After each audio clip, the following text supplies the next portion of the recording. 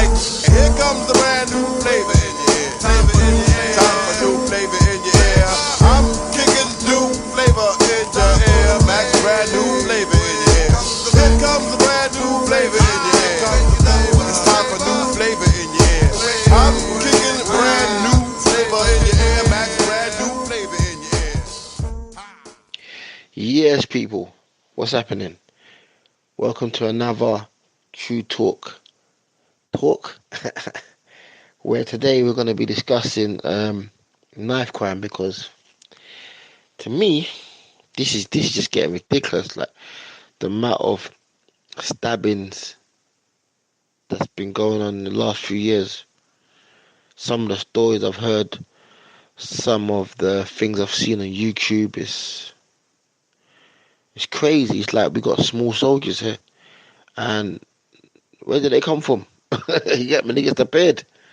You know, some people blame the government. Some people blame the parents. Me personally, I think it's a bit of both. But we're gonna get into that. Anyway. We're gonna get into that. But I wanna do something. I wanna say thank you to everybody that's listening, that's following me so far. Um, I wanna thank um everybody that's downloaded. I mean, the show's doing really well.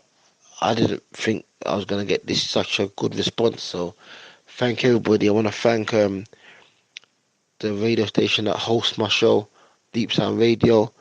I want to big them up. I want to big up the manager of that radio station, Mr. Math, one of my closest friends, brother from another mother. I also want to big up the guy who edits and uploads my show, Countryman, who's a DJ of Deep Sound. And I just want to big up all the rest of the DJs on Deep Sound and thank you for allowing me to do this on your radio station, Math, Mr. Math. So anyway, yeah, like I said, today we're going to talking about um, knife crime. Sorry, knife crime. I've been looking at some newspaper articles and trying to just get my head around everything and what's going on here. In one article, they're saying that knife crime has become a national problem, which is crazy. A national problem. Yeah, it's worse than gun crime, it's worse than any other crime in the UK. Knife crime has become a national problem. I'm looking at an article right now that was released on the 25th of January 2018 at 3:30. Yeah, and then again updated on the 25th, the same day, updated 4 minutes later. Right, and it says that the official, sorry, the Office for National Statistics said knife offences rose by 23% in the capital. Right, so that's crazy. That's just at the beginning of the year, and we got that issue. As I go down, listen to these. Listen to this. This is some big numbers here. There were 37,443 recorded knife offences, and only 6,694 gun offences recorded in the year up until September 2017. This is just a few months ago. 37,443 knife crimes, knife recorded knife offences. That's crazy. Yeah.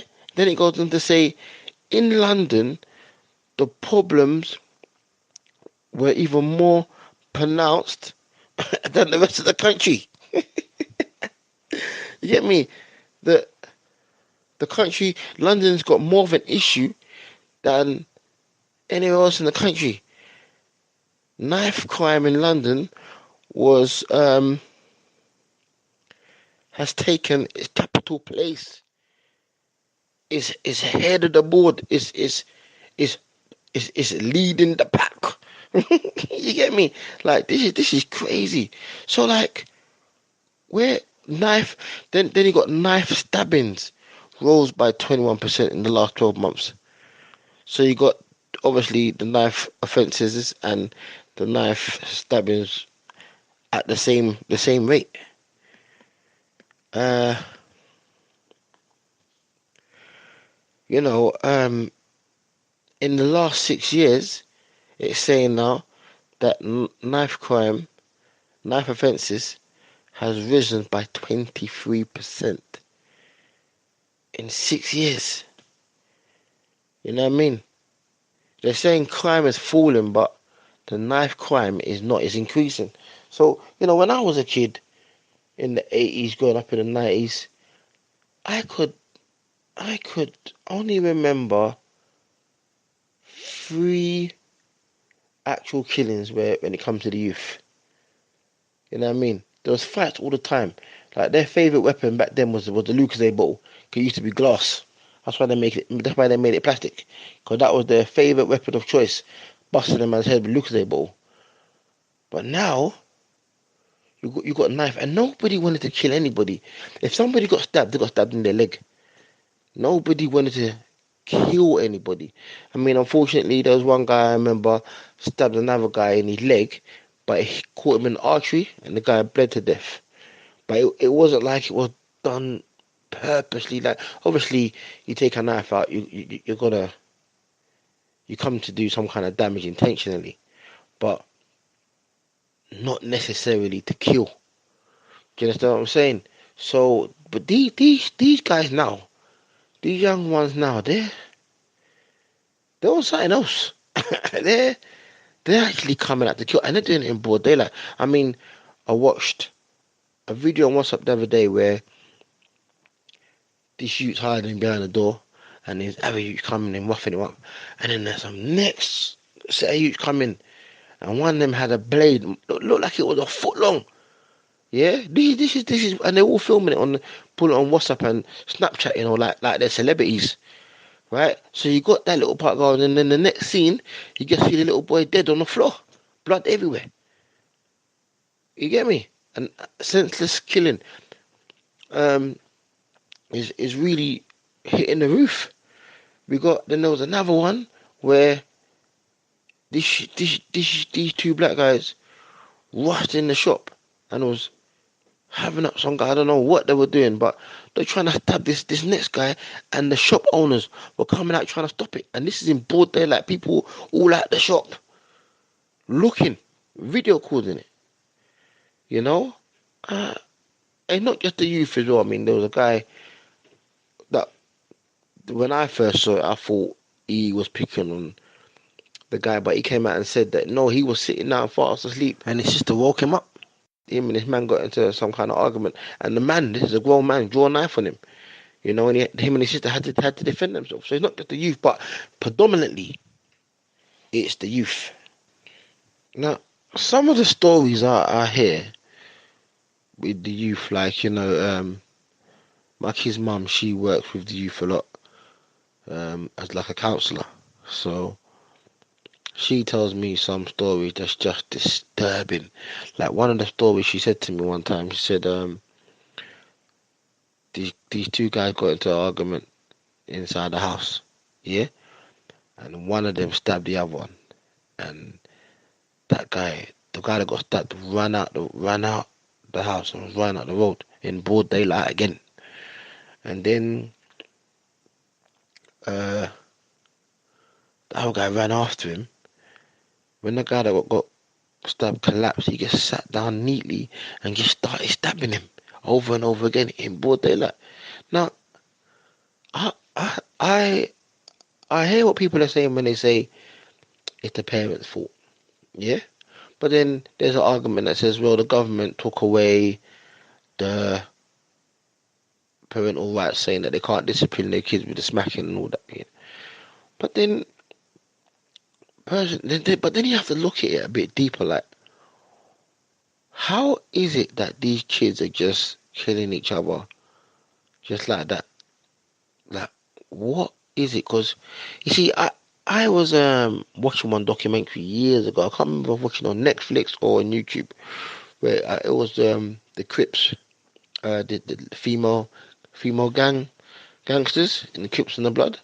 And I can't remember what one this was, what gang this lady was in the Crips and the Blood. But anyway, she was talking about her little adventure in the gang, and she said it was easier to kill someone when she was on crack than any other time. And this just made me start thinking, like, I don't think anybody's got high off weed and thought, right, I'm gonna kill you. It don't work like that. Weed relaxes you, makes you get paranoid, makes you get hungry.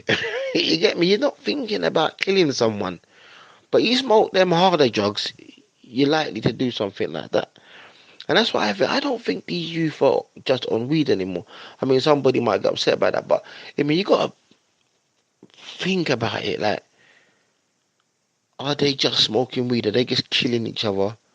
And they just smoking weed? Like, come on, we got men that are smoking weed from 19 how long? Who's getting high off weed and killing anybody? Nobody does it. I don't know. Not to this extent. So I don't really blame anybody but the drugs. I think they're mixing the drugs a bit too hard, and this is why we got this kind of epidemic going on. Because it's just madness, and it just come out of nowhere. Like the generation underneath me, I don't think they get smoking weed. I refuse to think that, because people in my generation, and everybody smoked weed, and there was no killings like what's going on now. So the only conclusion I got is that they're smoking harder things. They're taking something else. You know what I mean? And it's making their little mind go potty, and they're killing people. So I think, and I think everybody's to blame. Not just the parents, not just the government, but like, who are these kids' role models these days? We had a few role models back in the day. You know, a couple, not a lot, but a couple. But now we don't even have. You can correct me if I'm wrong, but I don't remember seeing now on television a positive. Okay, we got Blackish, but back in the day we had Desmond's in it, and everything would get stopped when Desmond come on. That was a positive comedy thing, you know. But I don't even see like positive anything black on television, or anything positive for the youth to kind of say, yeah, I want to be like that when I get older. So everybody's to blame. I mean, like, obviously I'm talking about it now, and this could spark off a conversation between others. But at the end of the day, like, what are we gonna do to try and change? Because, you know, I don't see anybody at the top looking down at these youth thinking, yeah, I'm gonna help them. No one does it. You know what I mean? Once they get up there, they're living their life. Then you got the middle people. They're just trying to they're not even looking at these men because they're not a part of their world. So again, they're living their life. And then you got the people at the bottom dealing with everything. But I don't know if I don't know what's needed for there to be a change. So it's like we're kind of stuck in this rut where everybody can see what's going on, but it feels like nobody wants to actually make that sacrifice to bring that change that we had when in the Malcolm X era and the Martin Luther Kings. We had some positive people when things got a bit too hot for black people, but now it's like, because it's not so hot, no one's really giving a damn, because it's not directly affecting you unless it comes to your doorstep, if you get what I'm saying. So it's a bit hard to see like what's gonna change if everybody's like that, you know. And I think that's what the problem is. It's not just the government, the parents. It's I think it's everybody's fault why these youth these days are like that. No one's willing to fully make that commitment to say, you know what, this is wrong, and we need to make a stop to this. And I think we're failing them. Those of us that know better are not doing better, and we're failing them. That's what I think. And I think it's only going to get worse. The more good people sit down, the more bad things that's going to happen. And unfortunately, that's what's happening. It's only going to get worse. I dread to think what's going to happen in the next generations, because, like I said, when I was young, people were getting stabbed, but nobody was dying. Now people are getting stabbed intentionally to kill them. So what's going to be the next high? The gun. We're going to come in like America. We already got the postcode wars going on. Can't go down that street. You know what I mean? Can't go down this street. Nobody's free anymore. But like, what are we doing as a people to try and stop or lessen the blow? And I don't see us doing anything. And no one else is going to help us but us. And that's the problem. Because we're not helping ourselves, I think, well, this is just going to get worse, isn't it? It's just going to get worse, and it's sad. And if there are people doing things that are helping, it's not everybody. It should be common knowledge. Someone you shouldn't just be sitting there saying, "Yeah, people are doing something." Yeah, well, how come I don't know about them then? How come I can know about any celebrity right now? I don't even know these people, but I know about them. So same way I don't know the person in charge of whatever they're doing, I should know about what they're doing though. You see what I'm saying?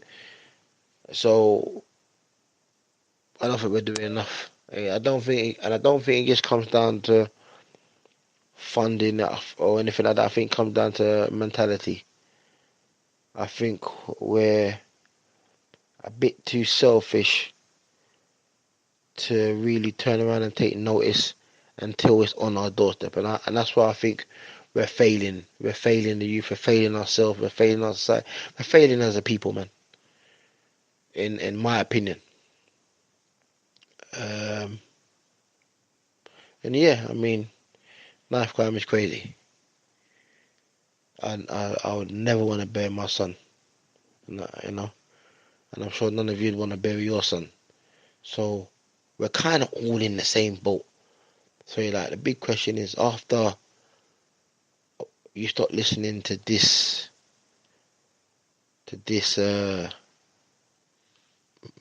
episode, what can you do to lessen the madness? You know what I do? It wouldn't matter what type of youth I'm around or whoever I'm around. I always talk to them. I always try and encourage them. I always say, you can do better. You don't have to. I give them some glimmer of hope, because there's no hope directly in front of them to say, yeah, I'm gonna be like this. So I give them a glimmer. That's my little bit I'm trying to do. You know what I mean? Whoever will listen will listen. And there's been some positive changes, I must say. There's people that listen to me and are doing better. And even though it's hard for them to be a youth in London, they're doing their best to stay out of the situation so they can just get on with it and live a better life. And that's just my little contribution. I'm not trying to big myself up. I'm just saying I'm conscious of what's going on. So I do that little bit extra. And I think if we all do that little bit extra and not just be so selfish because it's not on your doorstep, I think the change will come slowly but surely. Yeah, so I just want to thank everybody for listening. I hope I made sense. It's pretty bad out there. It's very bad out there. Yeah, and we do need to make some changes. So, anyway, thanks for listening to another True Talk. Speak to you on the next one. Thanks a lot. Bye.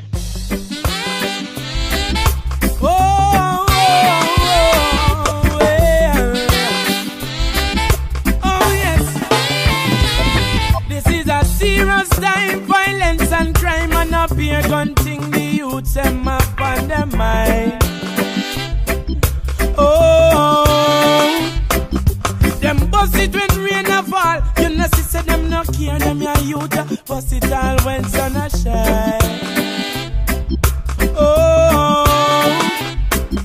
You no see a pure juvenile. Yeah, I'ma lock the big guns out the street. And then I bust it up. Oh, where them get it from? Nobody know. The father was a killer. Oh, well, I see him so them grow. You can find this podcast on the iTunes Store, the Apple Podcast app, Google Play Store, and all other leading podcast apps. Just search for True Talk Podcast, which is hosted by Deep Sound Radio. Hit the subscribe or follow button when you find it. That way you'll get a notification when each new episode has landed every Monday morning. Alternatively, you can listen via the website on deepsoundradio.com and click on True Talk in the podcast menu.